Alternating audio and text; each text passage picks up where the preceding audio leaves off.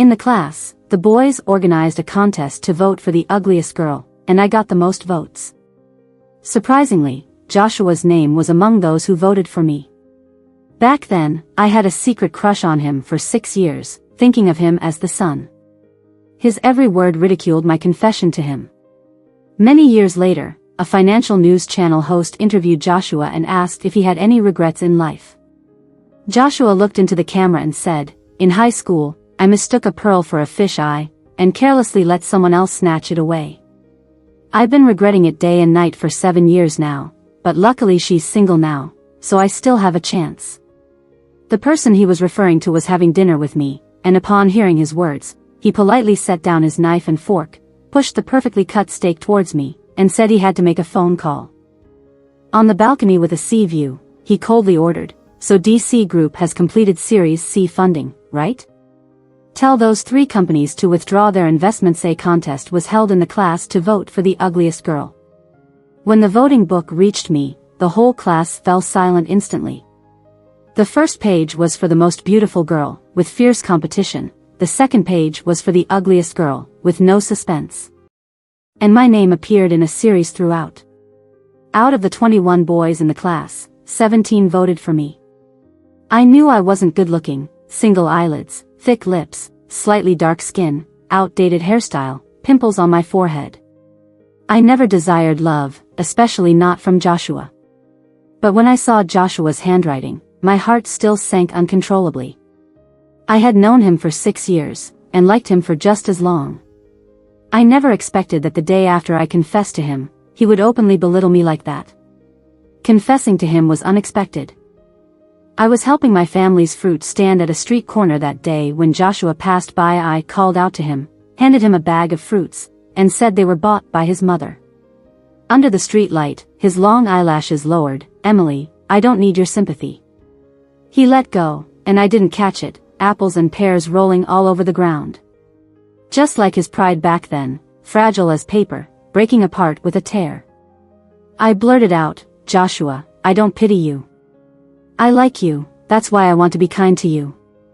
Then I casually said, "You have so many girls stuffing milk biscuits and chocolates into your drawer, one more from me won't make a difference, right?" After 3 seconds, or maybe 30 seconds, I didn't know for sure, he finally spoke. "I'm sorry, I don't like you." Rejected cleanly, he left elegantly. It was expected, so there was nothing to be sad about. I chuckled at myself, picked up the apples one by one, dusted off the dirt, and returned to the fruit stand to resume business. My family lived in the last old rundown housing area in town, crowded, noisy, and weary. People were exhausted and had no energy to even take care of themselves, exhaustion and poverty written on every face. Joshua was different, having experienced a family crisis which led to the mortgaging of their villa, forcing them to temporarily move here. Previously, no one in the class knew that my mother was a maid at Joshua's house, and he took care of my pride. Now, by ignorantly confessing my feelings, I also wanted to take care of his pride. Otherwise, I would never have expressed this affection openly. But after confessing to him, he seemed to change, from indifferent to downright disdainful. In the evening study room, his handwriting gleamed sharply. The strokes were sharp, just like him. I turned to look at Joshua. His gaze back at me was indifferent, devoid of any emotion. The former sun was now just a light in the refrigerator. All the boys in the class held their breaths, waiting to see my reaction. Being ugly and sensitive was a dangerous combination. The ballpoint pen spun rapidly in my hand, dropping on the book a few times. Taking a deep breath, I boldly wrote my name and then turned to them with a smirk. "I'll vote for myself too." I didn't want to be mocked, so I chose to mock myself first. That night, the boys lowered their heads even lower than before. At the end of the school day, several boys who had voted came to apologize to me, saying it was just a joke and that I would actually look pretty if my pimples were gone. I smiled and told them it was okay because I didn't care about how they saw me. As for Joshua, I no longer wanted to care.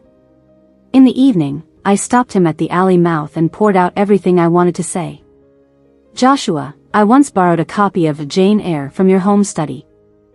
Here's a line I'm returning to you. Do you think because I am poor, plain, little, and obscure, I am soulless and heartless? Obviously, you all believe that ugly people are heartless and have no right to feel sad. It's ridiculous how you consider ugly people without a heart, yet don't realize you're the ones being cruel.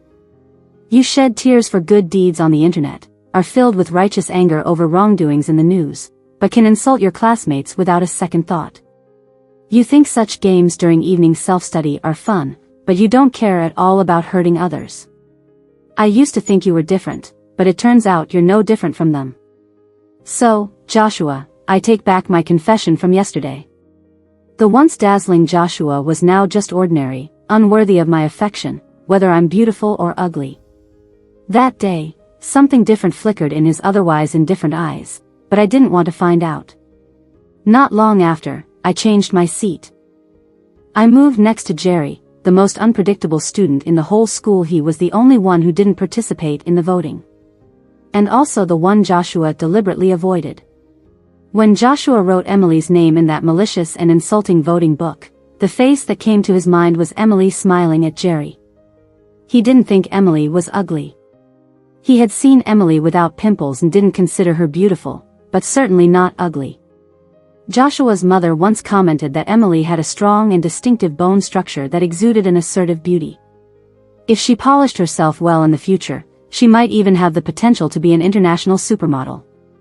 However, at Joshua's age, it was hard for boys to appreciate that. Emily performed well, possessed resilience, and had wisdom beyond her years. Her teasing and joking with others always quickly dissolved any tension. One time, Jerry in our class treated the whole class to bubble tea. A boy teased her, "Emily, with so many pimples on your face, maybe you shouldn't be drinking bubble tea."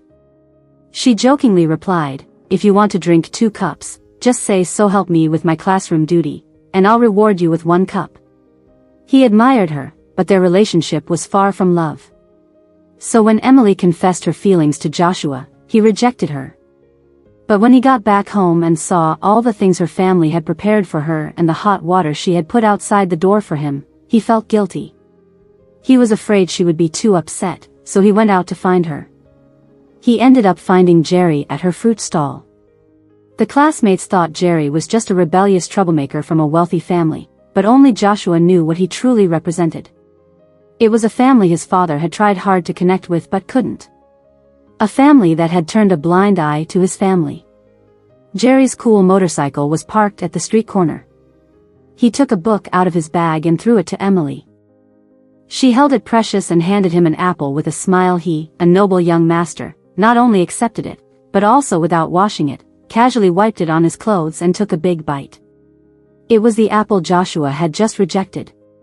In the darkness, lying on that old wooden bed, Joshua looked at the silhouette in the window across, pondering the question once again, is Emily ugly?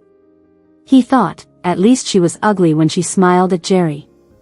She used to only smile like that to him, genuinely and brightly. But since Joshua's family declined, she started smiling at others like that. Just moved next to Jerry for less than 2 days, and I already regret it. He's really strange. When I approached him with my book bag, he was sleeping with his head on the table. When he woke up and lazily glanced at me, he muttered, "Not chasing after Joshua today?" I retorted, "I wasn't chasing him to begin with." He gave a cold snort. He was the only one in class who knew I had a crush on Joshua. He found my sketchbook and it seemed like he didn't really like Joshua. When he threw the sketchbook back at me, he said, "You have no taste." A few days after moving next to Jerry, it was Valentine's Day. The popular girls and guys in class received lots of chocolates, and Joshua's desk hole was filled with them. Suddenly, Jerry rushed into the classroom, took out an expensive box of imported chocolates and said, "No one at home likes these, so I'll give you a good deal." I pushed it back, saying I was trying to cut sugar. Upon hearing this, he kicked a stool, threw the chocolate in the trash, and then left without attending class. Joshua came over and inexplicably placed a box of chocolates on my desk, saying, "This one is sugar-free." The class murmured in excitement, and a note from the back read, "One is the campus prince, the other is the school bully." How did you manage that? I never deluded myself into thinking that Jerry and Joshua liked me. Whether it was Jerry or Joshua, we were never in the same world. Besides, I was the acknowledged class ugly duckling. Joshua's mom had noticed something wasn't right between us. Once I overheard Joshua's mom telling him, "Emily is a good girl. Even if you don't like her, you should handle it gently." As for Jerry, I had no idea what he was up to. He did things without any rhyme or reason. His strange behaviors even started affecting my studies. Like playing with my hair during class, doodling my name on scraps of paper, and racing my bus on his motorcycle after school.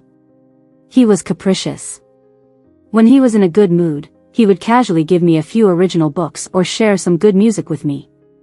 He would bring various little gadgets I had never seen before. But when he was unhappy, he would block the hallway during breaks, or trap me in the equipment room during PE class. I once asked him directly, "Jerry, all these childish tricks you play, is it because you like me?" He burst into laughter, his face turning red. "Like or not like, it's all childish nonsense. I just find it boring and enjoy teasing you for fun." Even though he always teased me, I didn't dislike him at all. That night when the class voted, he stood up, snatched a notebook, read it, got furious, tore it to shreds, and then angrily scolded all the boys in class. "How dare you judge others' appearances when you have no taste yourselves? Is this something normal people do? It's a disgrace to be in the same class as you. And let me tell you, she's not ugly. You are." That evening, he seemed like a hero to me. A hero I never expected. Jerry was a mysterious figure in school. He would play truant whenever he wanted, come and go as he pleased, and no one could control him. The most frustrating part was, he still ranked at the top academically. My initial impression of him was that he loved to play. The first time I saw him outside of school, he and his friends were playing with water guns at a music festival and accidentally soaked Mayhay once took me for a ride on his motorcycle around the ring road, saying it's faster this way. Then, during a group project for social studies, every time we video called, he would be in a different place, sometimes in the country, sometimes abroad.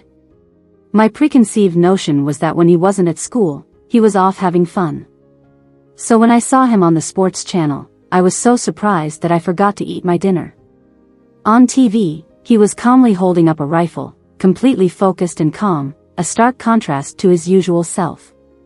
As I watched him aim at the target and pull the trigger, Joshua, who was having dinner at my house, suddenly stood up and said to my mom, "Auntie, my dad is coming back from the hospital tonight, and there are still some things at home that need to be arranged. Can Emily help me?" Joshua was lying. There was nothing he needed my help with. As soon as I entered the room, he subtly closed the door behind me, trapping me in his room. "Emily, do you only like Jerry because he shines so brightly? Do you realize how bad it sounds for the two of you to be locked in the equipment room alone? Are you and him even on the same level? Do you know his background? He doesn't even have to take the college entrance exam, he'll go abroad after graduation. This reckless affair of yours, when he's done with it, he'll just turn his head and go back to his high-class life. What about you? Have you thought about how bad your reputation will become?" The timely lit phone revealed a voice message from Jerry. "Emily, have you seen my handsome appearance? How do I look? I'm at your doorstep, come out, let's go eat kebabs." The old building had poor sound insulation, and his loud voice was perfectly audible inside. Before I could react, I heard my mom's voice. "You're Emily's classmate, right? She's helping Joshua across the street." After a moment of silence, I heard Jerry coldly say, "Is that so? Then I'll head back." The alley quieted down, but the phone message popped up again. "Come out, I'm at the mouth of the alley." Joshua got closer to me, too close for me to move. He leaned in, almost pleading, whispering in my ear, "Emily, don't go, okay?" When I reached the alley mouth, Jerry leaned against his motorcycle with a helmet in hand. Seeing me, he coldly said, "Get on." That day, he rode fast. We sped for dozens of miles until we reached the beach, where he finally stopped. As soon as we stopped, he grabbed my hand and led me towards the shoreline. His grip hurt, and my attempts to shake him off were futile. "Jerry, what's gotten into you?" He dragged me to the shore before stopping, then turned to look down at me. "He just kissed you, didn't he?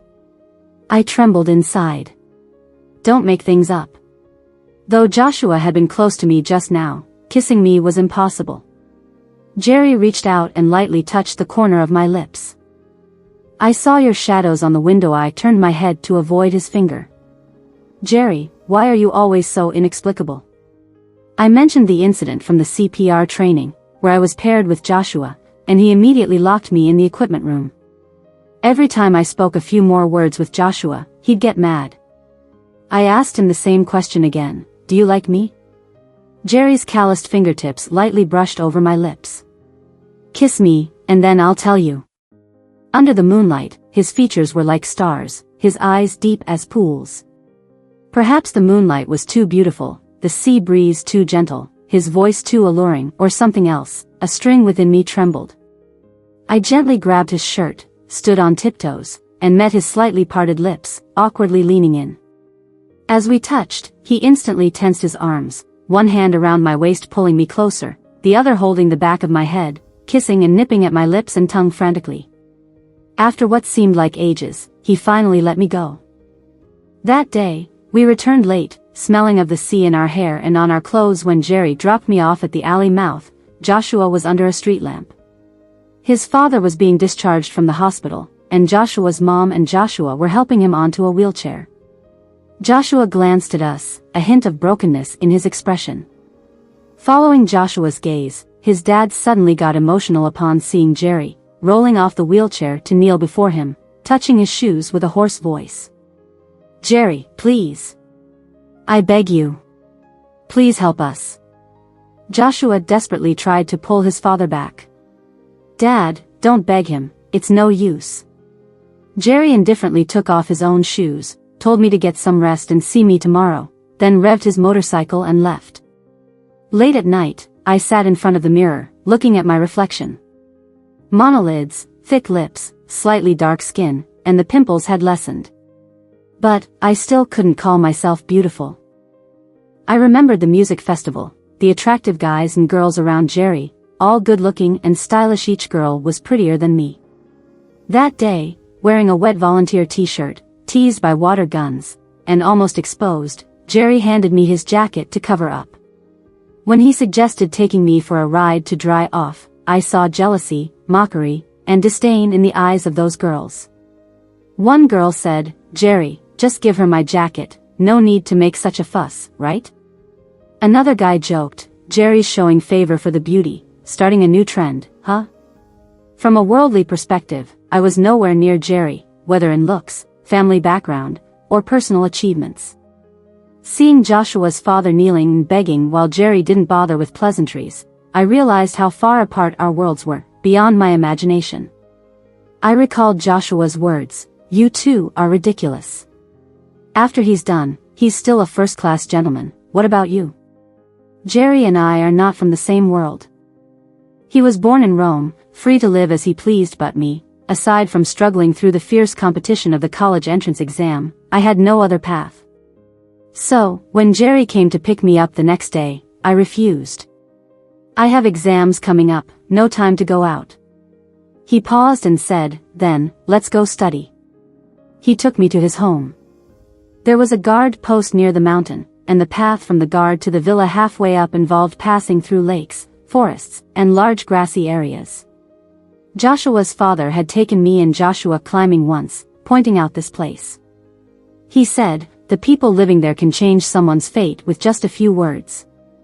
Now, here I was, standing there with an air of insignificance. Jerry held my hand and pulled me into his world without hesitation. He told the middle-aged man at the entrance, Uncle, bring the teacher here, let her tutor my girlfriend in physics, she's lagging in that subject. That day, I went through a day of physics lessons in extreme shock, confusion, and anxiety throughout. He propped his cheek, watching me with a smile. Occasionally, he fetched me water, brought a fruit platter.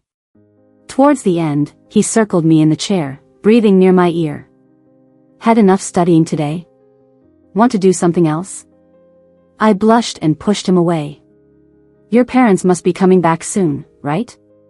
I should go. He lightly nibbled on my earlobe and whispered, they are abroad. I immediately jumped up, then I really should go. He wasn't upset, just pecked me on the lips and then took me back on his motorcycle. After he left, I stood at the end of the dilapidated alley and looked towards his house, realizing deeply for the first time that we lived in a huge gap. This gap didn't bother Jerry at all, but I found it hard not to care. Why does he like me? Is it because I'm something new? How long will this novelty last? I don't know. I kept telling myself desperately, live in the moment, don't worry about things that haven't happened. Never thought this day would come so soon. It all started when Joshua's dad came to see me. That day, he sat uncomfortably in his wheelchair, hesitated for a long time before saying what he wanted to say. I heard that Emily and Jerry are dating. Jerry really likes Emily and always tries to please her. My dad's face turned grim when he heard this. That's not true, I haven't heard anything. My mom, knitting with yarn in her hands, remained silent. I clarified, Uncle, Jerry and I are just classmates, nothing else. Suddenly, Joshua's dad grabbed my clothes and said with difficulty, Emily, we've always been good to you, right? Can you help me out, please? As long as someone from their family says a word, we can be saved. Can you talk to Jerry for me? I looked at him helplessly, Uncle, we're just students, what you're talking about is serious, Jerry's words won't count, you have to go to their family's decision makers. Joshua's dad insisted, he is their only successor, groomed to take over the company. If he could slip in a word or two during a meal, maybe our whole group can be saved. Emily, it's not just about me, it involves your aunt, Joshua, and thousands of people in the company. That night, I tossed and turned. My mom had been a maid at Joshua's house for 6 years, and I had been reading books in Joshua's study for 6 years. Joshua's parents had always been good to me, taught me a lot. Shouldn't we be grateful in life? On weekends, when Jerry came to pick me up for study sessions at his house, I struggled for 2 days before finally speaking up before leaving.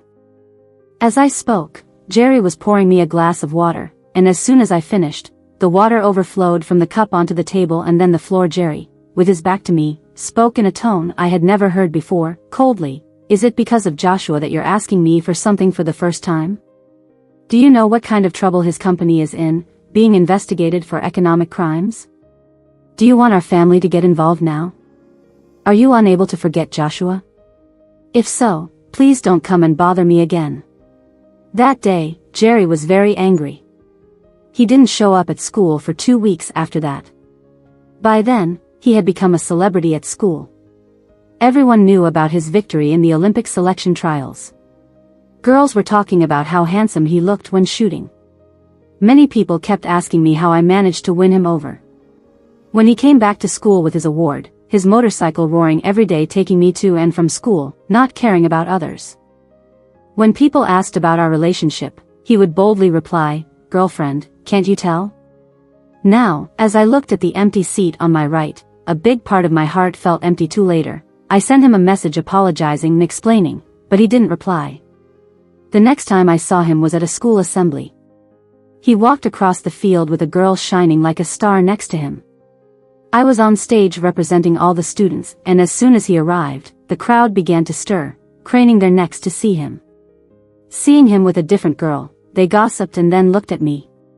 Standing next to the girl on the stage, he just stared at me the way one looks at a stranger. Holding back tears, I led the students in the oath. Everyone was passionately swearing, but he remained silent. That day, he stopped me at the school gate and told me he would be going to Stanford for college. I said, congratulations. He smiled self-deprecatingly, put on his helmet, revved the engine, and left. That was the last time I saw him before the exams. The next time I saw him was on TV. 18-year-old Jerry won gold at the Olympics, the flag rising for him, the national anthem playing for him. He was the one looking down on the peaks of excellence while I quietly packed away the little trinkets he gave me and deleted his contact information. Joshua and I both attended the same university. After starting college, he inexplicably started pursuing me. By then, my face was clear of acne, a bit slimmer in face and body, and with a change in hairstyle and dressing more thoughtfully, I began to attract attention when I stepped out. I started taking care of myself, not to please others, but to please myself. to be more confident and joyful. My roommate said I wasn't the traditional type of white, slender beauty, but a distinctive, wild, and flavorful beauty. I told them I had once been voted the ugliest girl in the class. They couldn't believe it. How is that possible? You're the one who gets photographed by photographers when you go shopping. I chuckled. Don't believe me? Just ask Joshua next time. He also had a crush on me. He exploded in disbelief. No way. Is he still boldly pursuing you while being mentally split? I chuckled and didn't respond. Joshua's family managed to pull through. Only top executives were arrested, his father was fine, and the company resumed operations. However, Joshua refused to move back to the mansion and continued living in that house. Whenever he came home on vacation, he would always come over to my place for a meal. He tried every way to be nice to me and apologized hundreds of times. He said, I was blinded by jealousy at the time, that's why I did stupid things. Every day you spent with Jerry felt like a stab in my heart. I couldn't sleep at night. Every time I saw you smile at him, I felt like I was dying. Give me another chance, please. I accepted his apology but didn't accept his confession. Some things, once missed, are missed forever. Some feelings, once gone, are gone for good. Yet he persisted. Besides academics and starting a business, all his time and energy were spent on me and my family. I said, stop trying to impress yourself. In my junior year, 2 major turning points happened in my life. 1. My family's house was demolished. My parents no longer had any worries. 2. I signed with an international modeling agency and earned my first bucket of gold in life. After appearing in various fashion shows at home and abroad, more and more people started pursuing me, but I had no desire to date anyone. My roommates teased, could it be that you've met someone too stunning at a young age, making it hard for you to fall for anyone else? I pictured Jerry's smiling face in my mind. It had been a long time since I saw him, but I kept up with his updates. One of my roommates was his diehard fan and would occasionally share his posts in our group chat. He still loved adventures, with posts showcasing extreme sports worldwide like rock climbing, surfing, skiing, free diving, and wingsuit flying. Once during wingsuit flying, he almost had an accident due to strong winds, but he continued risking his life as if nothing happened. His posts never featured any girls. My roommate said that was one of the reasons why he attracted many female fans. The closest he came to me was when he was invited to our school for a dialogue event. I held the ticket in my hand at the auditorium's entrance, but in the end, I didn't go in. I didn't truly see him until the 3rd year after graduation. By that time, I had set up my own art exhibition studio, and continued modeling part-time. Once, I went to Milan for Prada's new product launch show and saw Jerry's latest location on Instagram in Milan. My heart inexplicably started beating faster. I hoped for a reunion but also feared it. As the spotlight shone, I walked out onto the runway. After many years, I saw him again in front of the runway. He was wearing a black shirt with slightly open collar, rolled up sleeves, exuding sophistication and maturity, different from how he was in high school. When I saw him, he was leaning over, chatting with a girl beside him. I had seen that girl 7 years ago, still shining with beauty. He took off his jacket and handed it to her, then opened a bottle of mineral water for her. She looked at him and smiled, her eyes crescent-shaped, gentle as the moon. I had naively hoped that if he never posted about a woman on Instagram, he didn't have a girlfriend. 7 years later, I thought I had moved on. But in that moment of seeing him, witnessing his tenderness towards other girls, tears inexplicably flowed down my cheeks. Crying at a fashion show was a major mishap. Unexpectedly, that tearful moment became a sensation on the internet. Everyone was discussing what this heartbreaking beauty had gone through. Some bloggers even analyzed my actions and expressions in slow motion. The theme of this fashion show was transformation. Look, when Emily first emerged, her aura and confidence were powerful. As she reached the middle, her smile suddenly became shy and softer, but as she moved forward to her designated spot, her smile carried a hint of self-deprecation. Finally, with that legendary turn, her eyes shattered, a tear elegantly flowing down, her smile then turned serene. This vividly depicted how a heart goes from liberation to shattering, to healing, and then to rebirth. Perfectly interpreting the theme of transformation. This is what you call professionalism. A scholar on the catwalk is truly different. She told a story in 30 seconds with her eyes. Her appearance is very distinctive, at first glance not stunning, but it makes you can't help but look again, and then, I'm mesmerized. Amidst this accidental hype, at my debut at the International Fashion Week, I was invited to the main banquet hall for a celebration there. I saw Jerry again. With a drink in hand and a polite smile, I mingled among the world's elite and magnates. Praise, attention, compliments, stares, it didn't matter, I had my own agenda. From the moment I entered, Jerry's gaze never left me. I pretended not to notice, moving smoothly among the various men, allowing those with money and power to view me as a target of pursuit. I knew what I was doing and how to gain what I wanted without losing out in such settings. One drink after another, changing dance partners. During the 7th dance, Jerry put his arm around my waist. A familiar voice sounded in my ear, filled with anger. "Emily, you're doing this on purpose, right?" Deliberately seeking his attention, deliberately provoking him. I lightly placed my hand on his shoulder, my eyes hazy. Yes, I was doing it on purpose. In this world of extravagance, some are fish, some are bait, some are fishermen, everyone has a purposefully arrived goal. He tightened his grip on my waist, pulling me a bit closer. "It's been years, you've learned not to speak anymore?" After so many years, Jerry has learned to wrongly accuse? He stared into my eyes like an eagle, his grip becoming firmer. "Where's Joshua? Why isn't he with you in Milan?" I asked. "What about your companion? Not showing up tonight? So you saw me on the runway." I fell silent, no longer speaking, just following his lead as we danced. When the song ended, he pulled me to an empty terrace. The wind was a bit chilly, and he took off his jacket and draped it over my shoulders, and I didn't refuse. After a few drinks, he finally spoke. "For whom did those tears fall? What do you think?" He looked into the distance in silence and said, "For a moment, I felt they were for me." I was about to respond when his companion caught up to us, looking at us with a puzzled expression. "Jerry, who's this lady?" Jerry stayed silent for a moment and introduced, "Emily, my high school classmate, who is also my ex-girlfriend, Luna, my childhood friend and soon-to-be fiancée." Suddenly, a chilly gust of wind blew through, bone-chilling cold. Luna greeted me graciously, "So you're Emily, pleasure to meet you." Jerry misspoke, "We're not engaged yet, that's happening at the end of the month." She glanced at the jacket draped over me, and I awkwardly began to take it off, but it got stuck, and I couldn't get it off no matter how hard I tried. My face turned red, fumbling and embarrassed. I thought I would never encounter a more awkward situation in my life.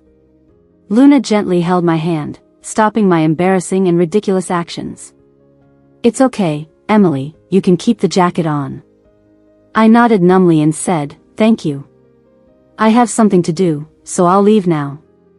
I returned to the party, met the people I needed to meet, and collected the resources I needed to collect.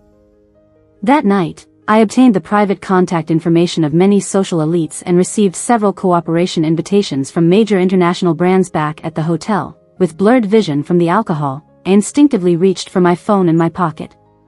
The screen lit up with my photo as the screensaver. I tried to call my assistant but realized I didn't have her number saved. Just as I was pondering, a call came in. "Hey, my phone is with you. Can you give it back to me?" Drunk, I responded, "How could your phone be with me? You're talking nonsense. The phone you're holding is mine. Where are you? I'll come get it." "I'm with you." I felt the blanket under me, mumbling, "In bed." He remained silent at his end for a long time and asked hoarsely, "Where are you?" "At the Bulgari Hotel." That night, alcohol clouded my mind, but he remained clear. When I boarded the plane back home, the airline informed me that I had been upgraded. Upgrades weren't new to me, but switching planes for an upgrade was a first. The deserted shuttle took me to the plane, and only passenger, Jerry, was flipping through financial reports. "What do you mean?" He looked up at me. "Coincidentally, I'm giving you a ride back home." I found it amusing. "You're getting engaged at the end of the month, and you leave your fiancé to give me a ride back home?" He replied, "Yes." I tried to get off the plane, not wanting to get involved in a complicated and potentially harmful situation. However, the cabin door had been closed.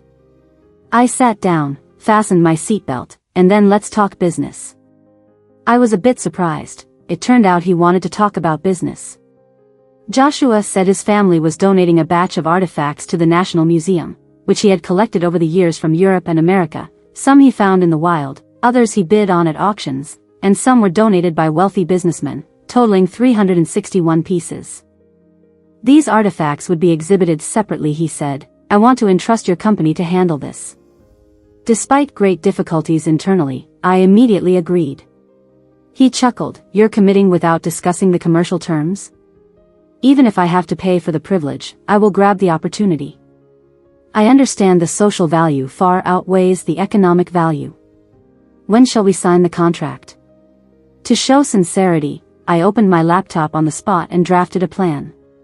While drafting, I asked him a question. "Are those artifacts all on this plane?" "They're not here, and there's no space for them." Disappointed, I asked, "None of those treasures you found are here?" I was looking forward to seeing them. He turned his gaze from the pad back to me, looking me in the eye. "One is. I must keep it with me to be at ease." I asked eagerly, "What is it?" After the plane landed, without a word, he took me straight to a Cayenne and all the way to the villa. Whenever I showed any resistance, he would ask, "Do you still want to sign the contract?"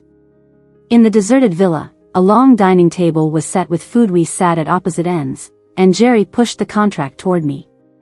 "Answer my 3 questions truthfully, and not only will you handle this artifact exhibition, but all art exhibitions within our company's reach will be yours." I quickly responded, "Ask away, I guarantee 100% honesty." He opened a bottle of wine, poured me half a glass. "For whom did that tear fall?" I took the glass, looked into his eyes, and answered truthfully, "For you, for myself, for our love that ended in vain." He hesitated for a moment, then drank the entire glass in one go. I smiled and joined him. "Next question, tell me, between me and Joshua, you chose me. In these years, have you ever regretted it?" I refilled his glass and calmly replied, "I never chose him." He incredulously stared at me. "Emily, you're supposed to tell the truth." "That is the truth. I never chose him, even when I helped his family all those years ago. It was for his parents. I had long let him go, but you never believed it." "You haven't been with him in these 7 years?" "No, I haven't." He suddenly seemed to have difficulty breathing, gasping for breath, then burst into laughter, tears welling up in his eyes, and finally drank down the contents of the glass.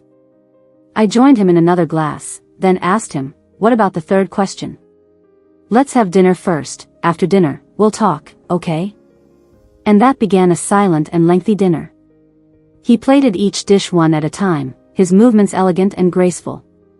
This Jerry was starkly different from the one who casually bit into the apple one had handed him years back. Feeling stifled, I asked if he could turn on the TV in the adjacent living room for some background noise. The TV came on, showing the financial channel, and Joshua's voice suddenly filled the empty room. The host was interviewing him. Joshua, now a financial magnate and the president of DC Group. The host asked him if he had any regrets in life. Joshua looked into the camera and said, "I mistook pearls for fish eyes in high school, and carelessly let someone else snatch them away. I have been regretting it day and night for 7 years. Luckily, she is single now, and I still have a chance." The person he mentioned was having a meal with me.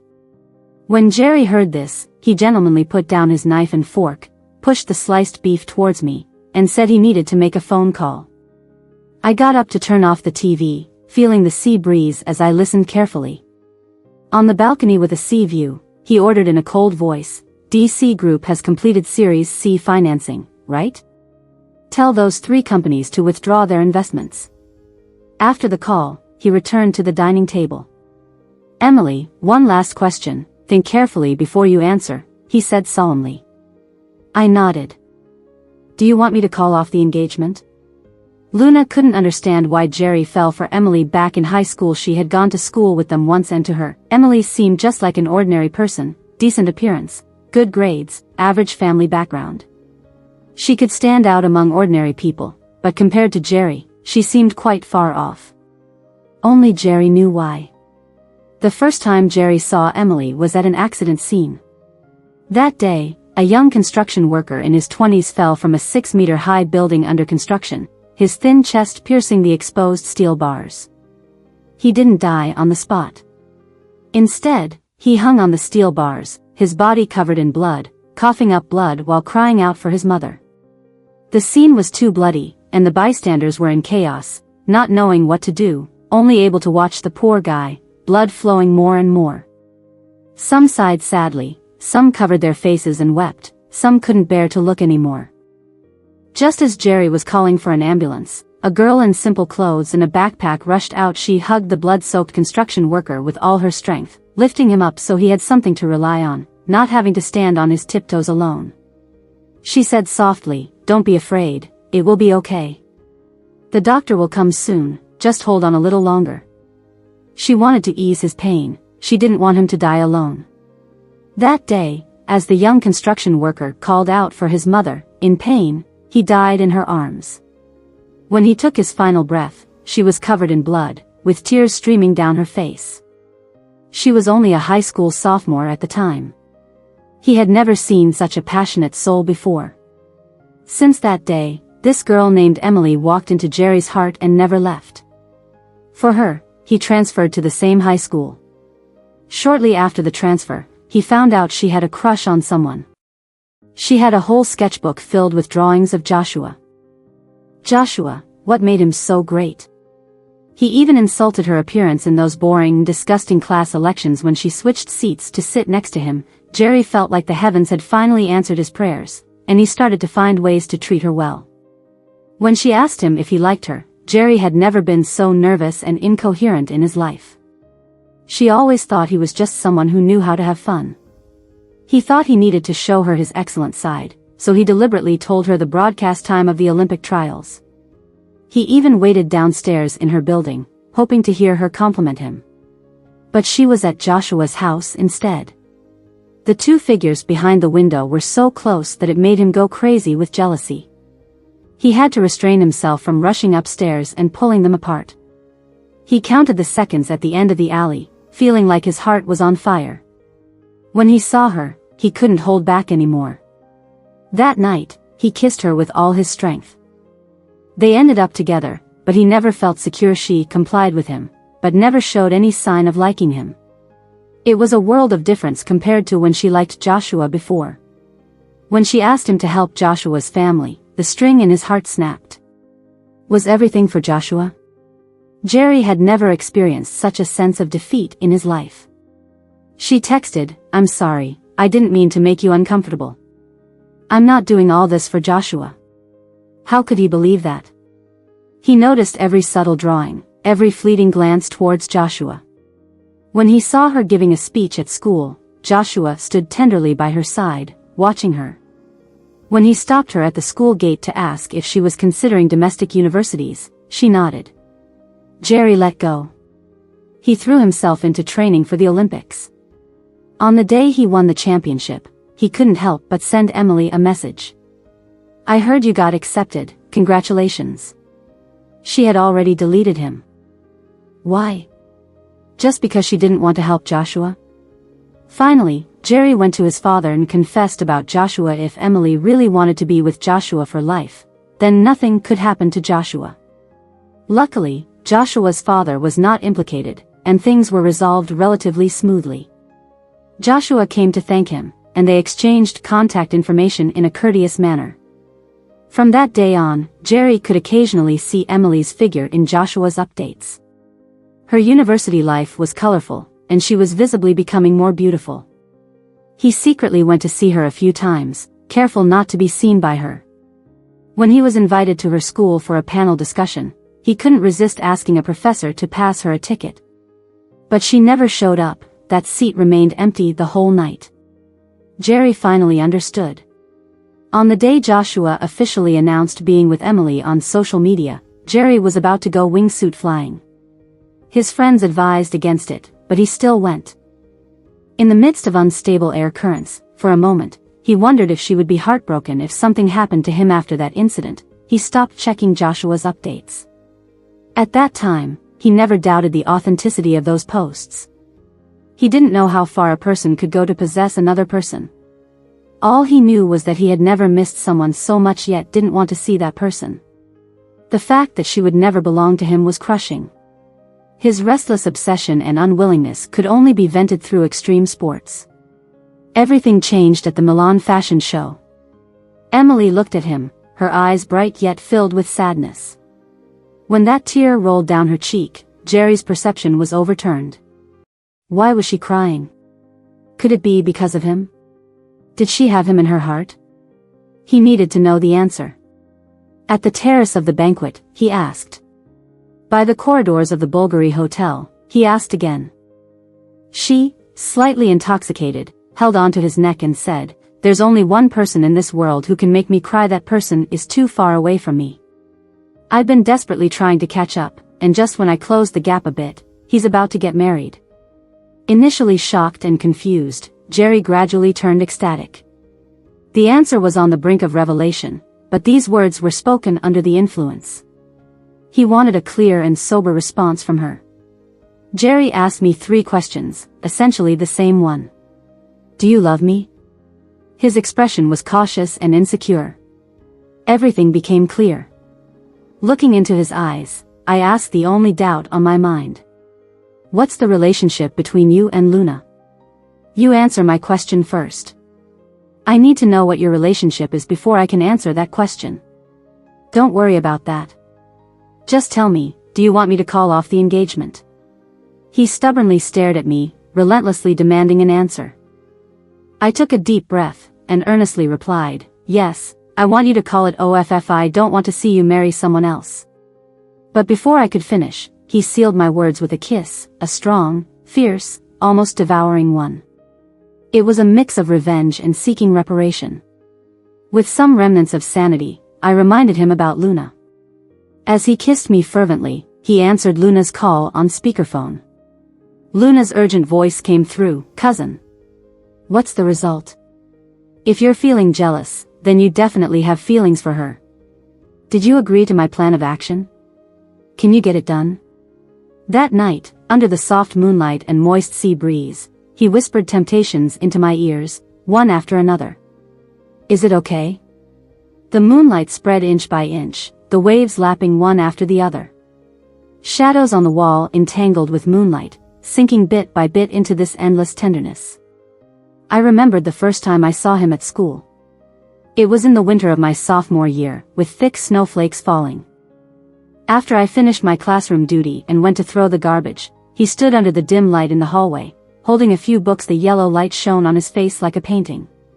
He said, "Are you from class 1? I'm a transfer student named Jerry. Do you need a desk mate?" I remembered a time when I was doubled over the desk in pain during my period, and he casually handed me a box of painkillers as he invited the whole class for milk tea. Only my cup was hot. I remembered many times turning back in class and meeting his eyes that he hurriedly averted. I remembered the first time he ditched everyone to take me on a ride, his nervous yet undisguised joy. But back then, I was caged in by an ugly image, never daring to believe that someone could inexplicably like me. Even though he repeatedly showed his affection through actions, I couldn't fully believe it. Little did I know, he was just like me.